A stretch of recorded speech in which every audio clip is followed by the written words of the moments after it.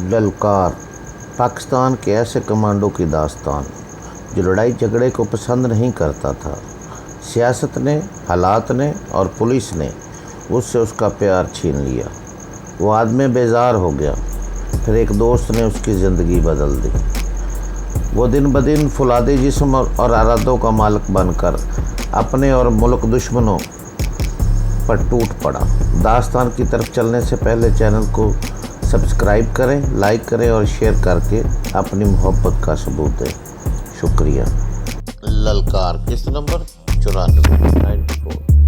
सुकून उठी और मायूस नज़रों से मुझे देखती हुई कुर्सी से निकल गई। बूढ़े बख्शू ने एक छोटी चाबी की मदद से मेरे गले का आनी कड़ा खोल दिया। एक दूसरा बख्शू आगे बढ़ा और उसने पाँव से जंजीर अलहदा कर दी। चलो, जवारी ने हुक्म दिया। कहाँ? मैंने पूछा। अभी अपनी आंखों से देख लेना। उसके साथ ही एक बावर्दी शख्स ने मुझे दरवाजे की तरफ धक्का दिया। मैंने देखा बूढ़े बख्शू की आंखों में मेरे लिए रहम था, लेकिन उसके साथ साथ बेबसी भी थी। वो मेरे लिए कुछ कर नहीं सकता था। बावर्दी अलकार मुझे पगोडा से बाहर ले आए। यहाँ सीढ़ियों पर एक कोड़ी शख्स को बैदों की सजा दी जा रही थी। इर्द गिर्द कई अफराद खड़े तमाशा देख रहे थे। मुझे एक बंद घोड़ा गाड़ी में बिठा दिया गया। यूं ही गाड़ी का दरवाज़ा बंद हुआ, तिवारी लाल ने मुझे सर के बालों से पकड़कर जोरदार झटके दिए और गालियों की बौछार कर दी। मैं खामोशी से सुनता रहा। बावर्दी अफराद भी मुझे कीनातोड़ नज़रों से घूर रहे थे। 10-15 मिनट बाद गाड़ी एक बहुत बड़ी पुख्ता इमारत में दाखिल हुई। लगता था ये अंग्रेज़ी दौर हुकूमत का कोई बहुत बड़ा दफ्तर है, लेकिन कुछ देर बाद पता चला ये कदीम इमारत दरगाह की जेल है। मैंने कैदियों को खाकी वर्दी में मलबूस इधर से उधर जाते और मुशक्कत करते देखा। इनकी कमीज पर हिंदी में कुछ लिखा था और नंबर लगे थे। मुझे गाड़ी से उतारकर एक दफ्तर पहुंचाया गया। यहाँ नहायत फुरख्त शक्ल वाला एक उदेड़ उमर शख्स बैठा था। उसने मेरे क्वाइट लिखे, फिर एक रजिस्टर पर 2-3 जगह मेरा मुफ्त लगवाया। मुझे नंबर अलाट किया गया 412। इसके बाद मुझे पजामे कुर्ते पर मुश्तमिल खाकी वर्दी दी गई। मुझे गलीज कमरे में धकेल दिया गया ताकि मैं वर्दी पहन सकूं। मेरे पास इसके सिवा कोई चारा नहीं था कि उनके अहकामात पर अमल करूं।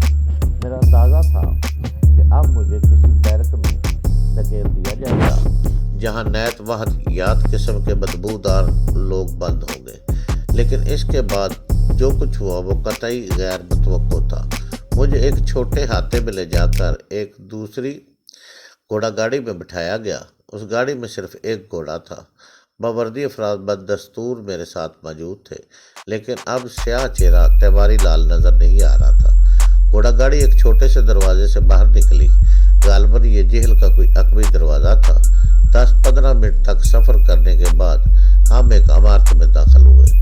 मैं घोड़ा गाड़ी से बाहर निकला तो ये देखकर हैरान हुआ कि राजभवन की पुरशकू इमारत यहाँ से बस 10 फरलांग के फासले पर नज़र आ रही थी। मैं जिस इमारत में खड़ा था ये भी काफ़ी शानदार थी। इसके अधखुले मेन गेट में से नदी का शफाफ पानी झलक रहा था। इमारत के सरसब्ज़ लानों में सफ़ेद कुर्सियाँ बिछी हुई थी और कुछ लोग शाहाना ठाट बाट के साथ कुछ गप्पियों में मसरूफ़ थे। तब भी मेरी नज़र जॉर्ज गोरा पर पड़ी। वो इमारत के अंदरूनी दरवाजे से निकल कर आया था। उसकी बगल में एक कबूल सुत लड़की थी, दूसरे हाथ में गिलास था। एक बावर्दी एहलकार ने सैल्यूट मारने के बाद कहा, बंदा हाजिर है सर। जॉर्ज गोरा ने हाथ के इशारे से कहा, ठीक है, अभी इसे सर्वेंट क्वार्टर में ले जाओ, हाथ बात वगैरह करवाओ, दूसरे कपड़े दो, फिर हम इसके बारे में बताएंगे। मुझ पर इंकशाफ हुआ कि मैं जॉर्ज गोरा की रैशगाह पर हूँ। मुझे धकेल कर सर्वेंट क्वार्टर में पहुँचा दिया गया। यहाँ दिगर मुलाजमीन भी मौजूद थे। वो मेरे अबतर हुलिये और जख्म जिस्म को दिलचस्प नज़रों से देख रहे थे। एक दो ने मुझ पर फिक्रे भी कसे। मुझे एक क्वार्टर में पहुँचा दिया गया। यहाँ हट्टे कट्टे जिस्म और उकाबी आंखों वाला एक मल्होत्रा नामी मुलाजम मेरा रूममेट था। जैसा कि बाद में मालूम हुआ, मल्होत्रा यहाँ घोड़ों का ट्रेनर था। उसका कहना था कि सर्कस से सर्कस घोड़ा भी जब पहली बार इसकी आंखों में देखता है तो उसकी आधी सरकशी ख़त्म हो जाती है। रात को सोने से पहले मल्होत्रा ने मुझसे कहा, सुना है तुम्हें भागने की बीमारी है, यहाँ इस बीमारी से दूर ही रहोगे तो अच्छा तमाशा होवेगा। रात को हाथे में 3 कुत्ते खुले छोड़े जावत हैं और इनमें हर कुत्ता तेंदुए से ज्यादा खतरनाक है। ये बंदे को फाड़ने से पहले इसका नाम भी नहीं पूछते और ना ही बाद में पूछते हैं।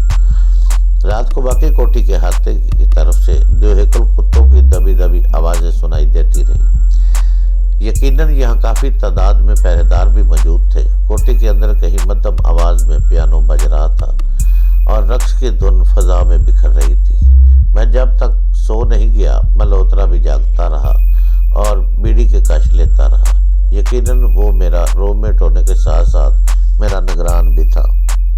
सुबह जागने के साथ ही मेरे जहन में फिर अनगिनत अंदेशे सर उठाने लगे। मुझे पगोडा से जेल ले जाया गया था, मगर वहाँ भी 1 घंटे से ज्यादा नहीं रखा गया था। अब यहाँ मेरे साथ न जाने क्या सलूक होने वाला था। नाश्ते के फौरन बाद मल्होत्रा मुझे लेकर इमारत के अकब में गया। यह एक बहुत बड़ा अस्तबल था। कमोबेश 150 छोटे बड़े घोड़े तो यहाँ होंगे। खच्चरों के लिए एक अलहदा बहुत बड़ा वार्ड बनाया गया था। मल्होत्रा ने मुझसे कहा, तुम्हें यहाँ ही काम करना है।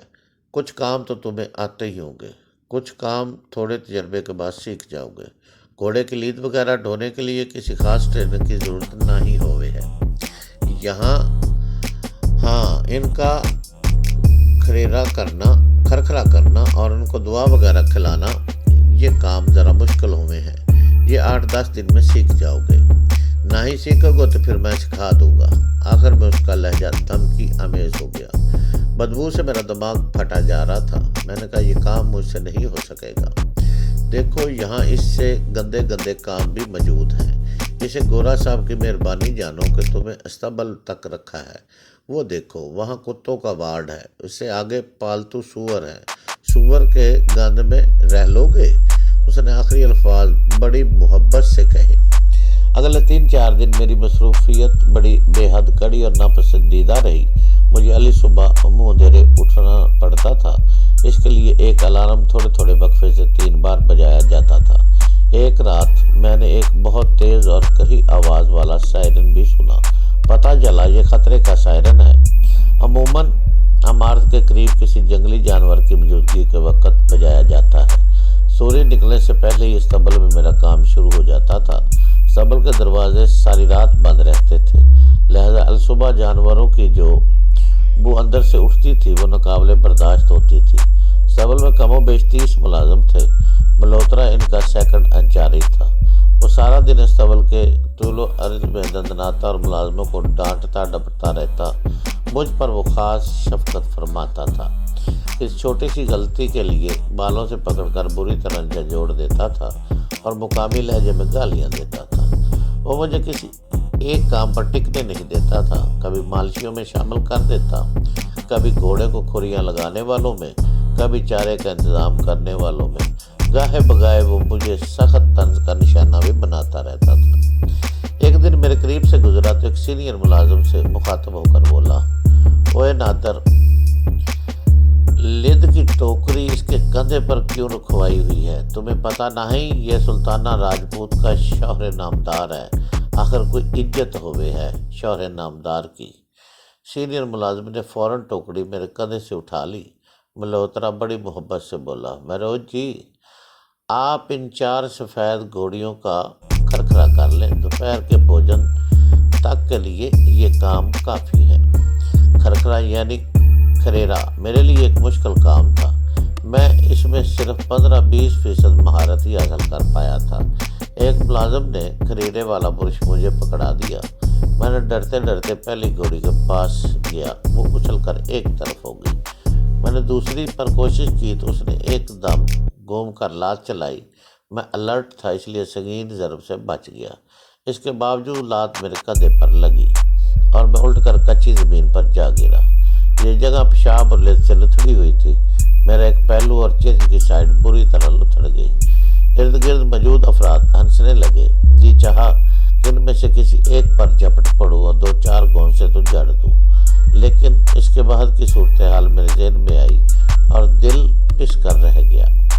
मल्होत्रा के इशारे पर सीनियर मुलाजिम ने मुझे सहारा देकर उठाया और बोला, तुमसे परसों भी कहा था कि पीछे से ना ही साइड की तरफ से आवत है। اصل میں مروج صاحب کے ساتھ یادداشت کا مسئلہ بھی ہے۔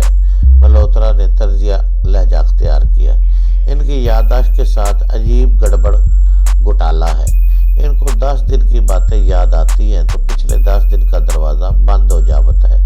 یہ اپنے ٹائپ کے بڑے انوکھے مریض ہیں۔ ان کو کسی میوزیم میں ہونا چاہیے، یہاں لوگ انہیں دیکھنے آویں اور بھگوان کے چمتکار کا نظارہ کریں۔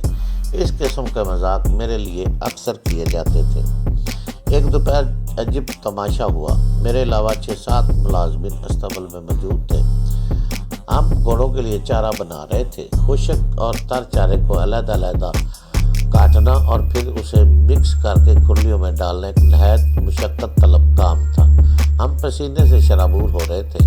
اچانک ایک خوبصورت لڑکی بھاگتی ہوئی آئی۔ غالباً وہ یہ سمجھی تھی کہ استبل کے اس حصے میں کوئی موجود نہیں۔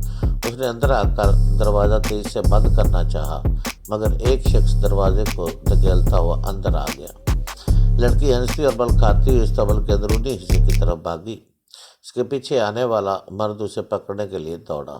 ہم دیکھ کر دنگ رہ گئے۔ وہ کوئی اور نہیں، یہاں کا کرتا دھرتا جارج گورا تھا۔ وہ نشے میں تھا، بال بکھرے ہوئے تھے، اس کے جسم پر بس ایک پتلون تھی۔